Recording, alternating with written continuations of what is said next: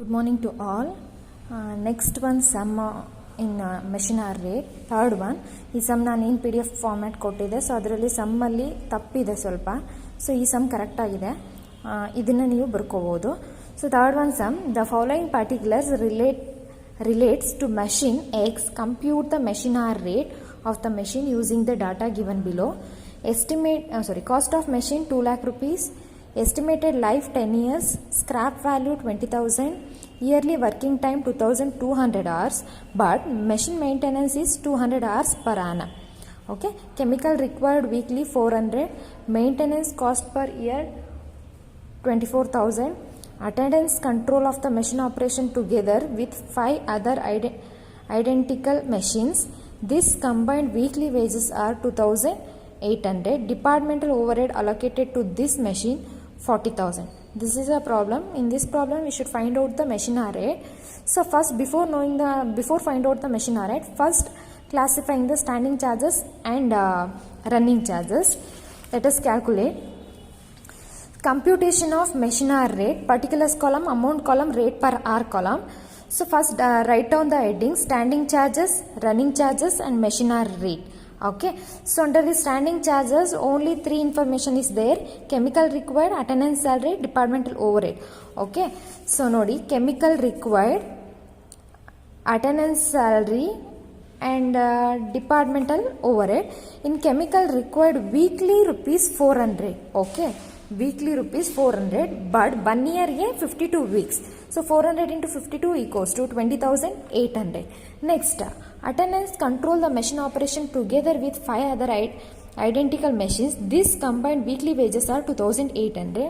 So that means attendance salary weekly wages is 2,800 per year 52 days. We know the labor cost control information. ನಾವು ಯಾವಾಗಲೂ ಕೂಡ attendance salary ಅಥವಾ ಒಬ್ಬ ಲೇಬರ್ಗೆ cost ವೇಜಸ್ನ ಏನು find out ಮಾಡ್ತೀವಿ ಅದನ್ನು ಪರ್ ಡೇ ಕ್ಯಾಲ್ಕುಲೇಟ್ ಮಾಡ್ತೀವಿ. So in a year 52 weeks is there, per week 7 days is there. So 2,800 into 52 divided by 7, so 20,800. Next, departmental overhead direct information ಕೊಟ್ಟಿದ್ದಾರೆ, write down 40,000. 20,800 plus 20,800 plus 40,000, total 81,600. 81,600 is the total standing charges divided by rate per hour. So rate per hour is 2,000 hours. So effective working hours ಬಂದು 2,000 hours. ಹೇಗೆ ಇದು find out ಮಾಡೋದು ma'am? ಅವ್ರು weekly working hours ಕೊಟ್ಟಿದ್ದಾರೆ ಅಂತ ಹೇಳ್ಬೋದು. So C the problem. Weekly working time is 2,200 hours, but machine maintenance is 200 hours. ನಮಗೆ weekly working hours 2,200 hours ಕೊಟ್ಟಿದ್ದಾರೆ, ಬಟ್ ಮೆಷಿನ್ ಮೇಂಟೆನೆನ್ಸ್ಗೆ ಅಂತ ಯೂಸ್ ಮಾಡ್ಕೊಂಡಿರೋ ಅವರ್ಸ್ ಏನಾಗಿದೆ 200 ಅವರ್ಸ್ ಆಗಿದೆ. ಬಟ್ ಎಫೆಕ್ಟಿವ್ ವರ್ಕಿಂಗ್ ಅವರ್ಸ್ ಎಷ್ಟು ಅನ್ನೋದನ್ನ ಫೈಂಡ್ ಔಟ್ ಮಾಡಬೇಕು. ಸೊ 2,200 ಮೈನಸ್ 200 ಅವರ್ಸ್ನ ಮೇಂಟೆನೆನ್ಸ್ಗೆ ಅಂತ ಯೂಸ್ ಮಾಡ್ಕೊಂಡಿರೋದ್ರಿಂದ ಲೆಸ್ ಮಾಡಿ remaining 2,000 hours is effective working hours. Okay, so ಹಾಗಾಗಿ 81,600 ಡಿವೈಡೆಡ್ ಬೈ 2,000 ಮಾಡಿದ್ರೆ 40.8 ಬರುತ್ತೆ. Next, come to running charges. First one, depreciation, because they are given the machine cost and estimated life scrap value. So see the working note. Machine cost is 2 lakh plus installation charges. Installation charges is nil. So ಅದಕ್ಕಾಗಿ ನಾನು direct ಆಗಿ 2 lakh rupees ಅಂತ ಬರ್ಕೊಂಡಿದ್ದೀನಿ. Minus 20,000 is a scrap value divided by 10 years is a working year, so estimated years into working hours is 2,000. Effective working hours is 2,000. So 2 lakh minus 20,000 divided by 1,80,000. Sorry, 2 lakh minus 20,000 equals to 1,80,000. 1,80,000 divided by 2,000 into 10 equals to 20,000. So total depreciation is 9. Okay, write down the 9. Next, repairs and maintenance 24,000. They are given the information. Maintenance cost per year 24,000. Write down 24,000 per year. But ನಮಗೆ needed ಇರೋದು effective working hours 2,000. 24,000 divided by 2,000 ಮಾಡಿದ್ರೆ 12 ಬರುತ್ತೆ. So total 9 plus 12 equals to total running charges is 21. Okay, so 40 plus 8 is the total standing charges per hour. And total running charges per hour is 21. 40 plus 8 plus 21 equals to 61.8 is the machine hour rate. Okay, this is a third one sum. ಈ problem ನಾನೇನು PDF format ಕೊಟ್ಟಿದ್ದೀನಿ ಅದರಲ್ಲಿ ಕೆಲವೊಂದು information wrong ಇದೆ. So ಆ ಇನ್ಫಾರ್ಮೇಷನ್ನ ತೆಗೆದು ಪ್ರಾಬ್ಲಮ್ನ ನಾನು ಬರೆದಿದ್ದೀನಿ. ಈ ಪ್ರಾಬ್ಲಮ್ನ ಬರ್ಕೊಳ್ಳಿ. Okay, next one, fourth one. From the following information relating to the machine, calculate machine hour rate. Purchase price of machine with the scrap value 0, rupees 90,000. Installation and incidental charges incurred on the machine 10,000. In this problem, they are given the installation and incidental charges. Life of the machine is 10 years. Working hours per annum 2,000. Repair charges 50% of depreciation. Machine consumes 10 units of electric power per hour at 40 paise per unit. Oil expenses at rupees 8 per day of 8 hours. Consumable stores at rupees 16 per day of 8 hours. Wages of 2 machine operators at rupees 32 per day of 8 hours. Before calculating the machine hour rate, first we need a comprehensive machine hour rate formula. Okay, see the okay, comprehensive machine hour rate equals to simple or ordinary machine hour rate plus wages of machine operator. This is the formula of calculating the comprehensive machine hour rate. Simple or ordinary machine hour rate ಅಂದ್ರೆ ನೀವೇನು machine hour rate ನ find out ಮಾಡ್ತೀರಾ ಅದು plus wages of machine operator, machine operate ಮಾಡೋರು ಅಂತವರ wages ಅದನ್ನು add ಮಾಡಿದ್ರೆ ನಿಮಗೆ ಕಾಂಪ್ರಹೆನ್ಸಿವ್ ಮೆಷಿನ್ ಆರ್ ರೇಟ್ ಬರುತ್ತೆ. ಇಲ್ಲಿ ಈ ಪ್ರಾಬ್ಲಮಲ್ಲಿ ಯಾಕೆ ಈ ಫಾರ್ಮುಲಾ ಹೇಳಿದೆ ಅಂತಂದರೆ ವೇಜಸ್ ಆಫ್ ಮೆಷಿನ್ ಆಪರೇಟರ್ಸ್ ಕೊಟ್ಟಿದ್ದಾರೆ, ಸೊ ಹಾಗಾಗಿ ಆ ಫಾರ್ಮುಲಾ ನಿಮಗೆ ಗೊತ್ತಿರಬೇಕು. So let us calculate computation of machine hour rate. Working hours, they are given 2000 hours. So write down the 2000 hours per annum. Particulars amount column rate per hour. First classify these standing and running charges. Write down the heading standing charges A, running charges B. Third one, that means C is a machine hour rate. So machine hour rate ಬೇಕು ಅಂದರೆ A plus B ಅಂದರೆ standing charges rate per hour and running charges rate per ಅವರ್ನ add ಮಾಡಿದ್ರೆ ನಮ್ಗೆ machine hour rate ಬರುತ್ತೆ. First standing charges, we know the standing charges meaning this is a fixed expenses. Whenever changes in the value of machine or running of machine, on that time no changes in the cost. So that is called as standing charges. So first, purchase price of machine with the scrap value is 90,000. Installation charges, life of the machine. These are three information relating to calculation of the depreciation. Next, working hours per annum we are already entered. Repair charges, this is also running charges. Machine consumes 10 units electric power per hour. Electric power always depends on the running of the machine, so that's why it is a running charges. Oil expenses, this is a standing charges. The oil expenses not depend on the running of machine. So oil expenses at rupees 8 per day of 8 hours. Okay, write down oil expenses amount is 8 rupees because they are given the per day amount. Okay, 8 rupees. Next, consumable stores at rupees 16 per day of 8 hours. So per day they are working 8 hours. The consumable store cost is 16. Write down the 16. So remaining information is related to running and comprehensive machine hour rate. So these are the two information is standing charges. So add both the charges. 8 plus 16 equals to 24. So 24 is the cost. So total standing charges rate per hour, standing charges divided by rate per hour ಮಾಡಬೇಕು. Total standing charges is 24. Rate per hour find out ಮಾಡಬೇಕು ಅಂತ ಹೇಳಿದ್ರೆ we need A working hours. So working hours ಅವರು ಹೇಳಿದ್ದಾರೆ per A day they are worked 8 hours ಅಂತೇಳಿ. So 8 1s are 8 3s are 24. So the rate per hour in rupees 3. Okay, so this is a 3. Next comes to the running charges, depreciation calculation. So depreciation equals to cost of machine plus installation charges minus scrap divided estimated life of the machine in hours. So cost of machine is 90,000 plus installation charges is 10,000. Scrap value is 0. 10 is estimated life. In a year they are working 2,000 hours. 90,000 plus 10,000 equals to 1 lakh. 1 lakh divided by 10 into 2,000 equals to 20,000. So 1 lakh divided by 20,000 equals to total 5. Okay, write on the 5 depreciation. Repair charges 50% of depreciation. So 5 is a depreciation. 5 into 50% ಅಂತ ಹೇಳಿದ್ರೆ 2.5. Next, power 10 units of electric power per hour they are charged 40 paise. So 10 into 0.40 ಮಾಡಿದ್ರೆ 4 rupees ಬರುತ್ತೆ. So 5 plus 2.5 equals to 7.5 plus 4 ಮಾಡಿದ್ರೆ 11.5 is the running charges per hour ಆಗುತ್ತೆ. So 3 plus 11.5 ಮಾಡಿದ್ರೆ machine hour rate ಬಂದು 14.5 ಆಗುತ್ತೆ.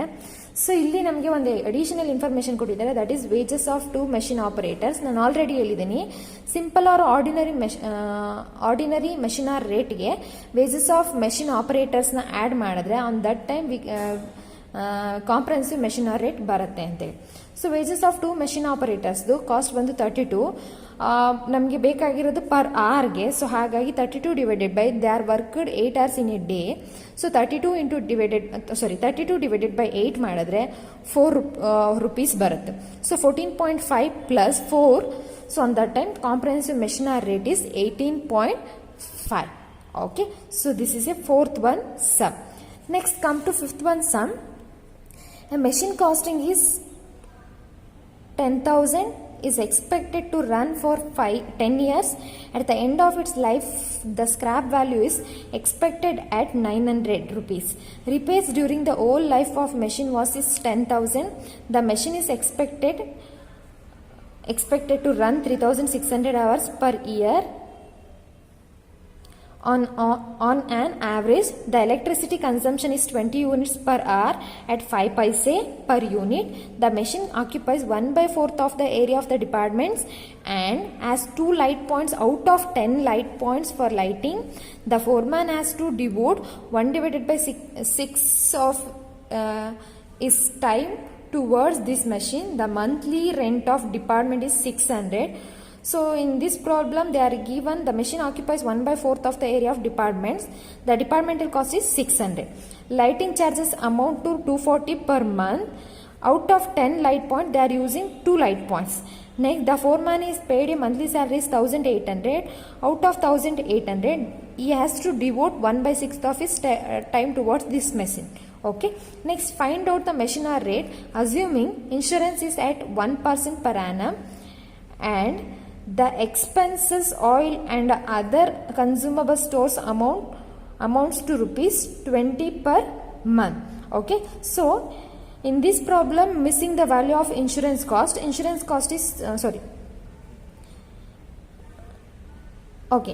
cost they are given 30,000. So ಇದು value miss ಆಗಿದೆ. So 30,000 ಮೇಲೆ 1% ಕ್ಯಾಲ್ಕುಲೇಟ್ ಮಾಡಬೇಕು ಆ್ಯಂಡ್ 1 ಮಂತ್ಗೆ ಕ್ಯಾಲ್ಕುಲೇಟ್ ಮಾಡಬೇಕು. So this is the insurance. Okay, insurance value ಇಲ್ಲಿ ಮಿಸ್ ಆಗಿದೆ. Okay, so let us calculate computation of machine hour rate. Working hours 300 per month. 300 per month ಹೇಗೆ ಬಂತು ಅಂತ ನೀವು ಕೇಳ್ಬೋದು. Okay, see the problem. A machine is expected to run 3,600 hours per year on on average ಅಂತ ಹೇಳಿ. 1 yearಗೆ 3,600 hours ಆದರೆ so ನಮಗೆ ಪರ್ ಮಂತ್ಗೆ ಬೇಕು, ಬಿಕಾಸ್ ಪರ್ ಮಂತ್ ಇನ್ಫಾರ್ಮೇಷನ್ ಕೊಟ್ಟಿದ್ದಾರೆ. ಸೊ ಹಾಗಾಗಿ 3,600 ಡಿವೈಡೆಡ್ ಬೈ 12 months ಇರುತ್ತೆ ಇಯರಲ್ಲಿ. 12 ಮಾಡಿದ್ರೆ 300 per month ಬರುತ್ತೆ. Next particulars amount column, rate per hour column, standing charges or fixed charges, running or machine expenses ಬರುತ್ತೆ. ನೆಕ್ಸ್ಟ್ ಮೆಷಿನ್ ಆರ್ ರೇಟ್ ಬರುತ್ತೆ. ಇದು headings ನಿಮ್ಗೆ ಗೊತ್ತೇ. ಫಸ್ಟ್ ಅಸರ್ಟೈನ್ ಮಾಡೋಣ. A machine costing is 10,000 is expected to run for 10 years. At the end of its life, the scrap value is expected at 900.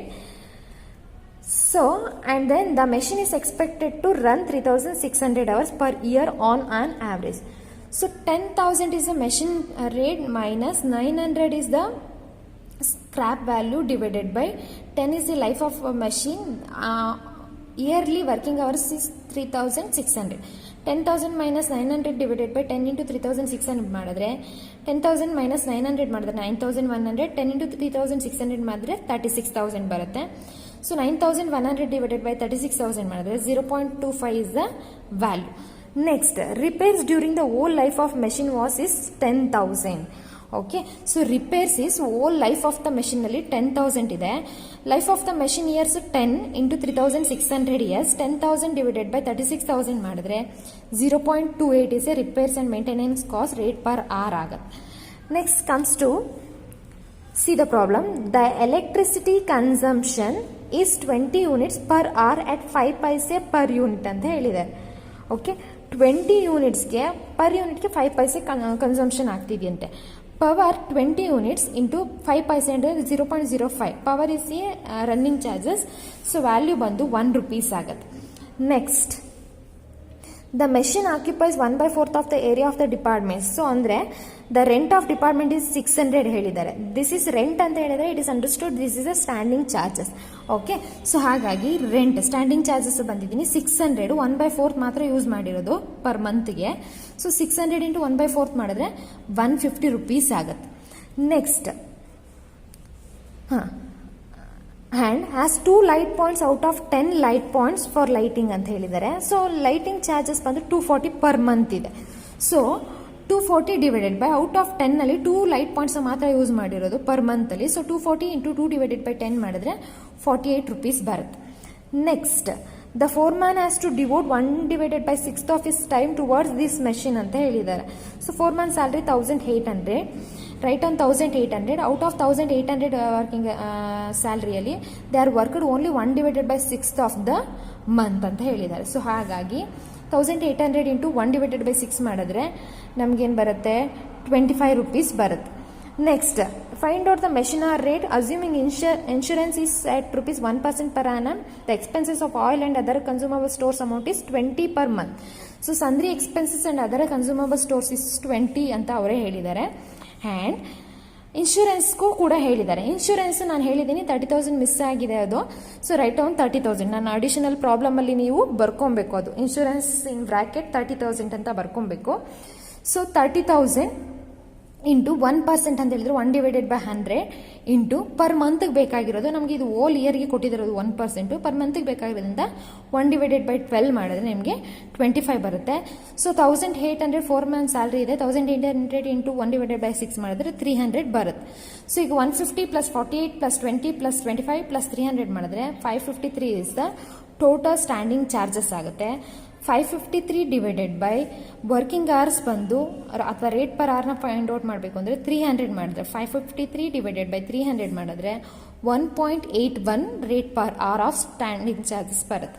So ಈಗ 1.81 plus 0.25 plus 0.28 plus 1.00 1.53ನ add ಮಾಡಿದ್ರೆ so total ಆಗಿ ಈ ವ್ಯಾಲ್ಯೂಸ್ನ add ಮಾಡಿದ್ರೆ so these are the standing charges. So ಇದಿಷ್ಟನ್ನು add ಮಾಡಿದ್ರೆ 1.53 ಬರುತ್ತೆ. So 1.81 is standing charges, 1.53 is a running charges rate per hour. Add ಮಾಡಿದ್ರೆ ನಿಮಗೆ 1.81 ಪ್ಲಸ್ 1.53 ಮಾಡಿದ್ರೆ 3.34 is a machine hour rate ಆಗುತ್ತೆ. Okay, so machine hour rate ಬಂದು 3.34 ಆಗುತ್ತೆ. This is the 5th one sum.